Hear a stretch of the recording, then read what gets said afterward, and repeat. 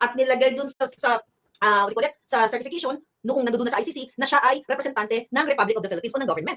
Kaya tinanong doon ni Amy at nila, but which specifically o particularly ng ahensya ka ng gobyerno. Di ba? Kasi dapat may designation. Which is, sabi niya, ayun, siya daw ay sa Interpol, pero hindi nakalagay doon sa dokumento. Ito yung mga ito summary na to. Ito yung malinaw na talagang tinarantado nila, dinoktor nila yung batas para lang ialay ang Pangulong Duterte dahil ito ay utos ni Lisa Satanas at ni Bangag. At itong mga nakita ninyo ay mga kasabwat lamang, sila ay magkakasabwat lahat.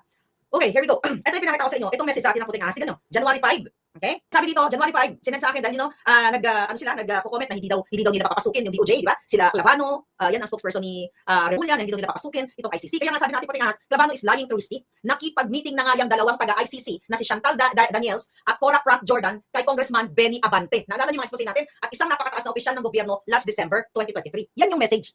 Alright? Okay, sorry. Ay malabo. But anyway, napost ko na to, so ibabasahin ko na lang.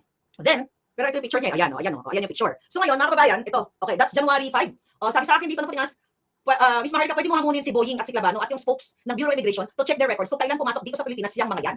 Sure, last December nandito sila. Baka kaya may denial, nararamdaman talaga nila na, na may gagalaw sa mga kampo. Parang gano'n, sabi dito. Ngayon, I challenge Senator Bato and Amy Marcos. Well, I will isisend ko to sa inyo. Okay? Isisend ko to na itong message na ito, January 5, 2024, nabigay sa akin ng informante natin, yung puting ahas natin, na pinapasok ni Clavano, pinapasok ni Remulla, at nakipag-usap kay Abanting, gunggong dyan, lahat sila gunggong, at nakipagsabuatan sila kay Cora Pratt Jordan at kay Chantal Daniels. Kasi mati-check yan sa Bureau of Immigration.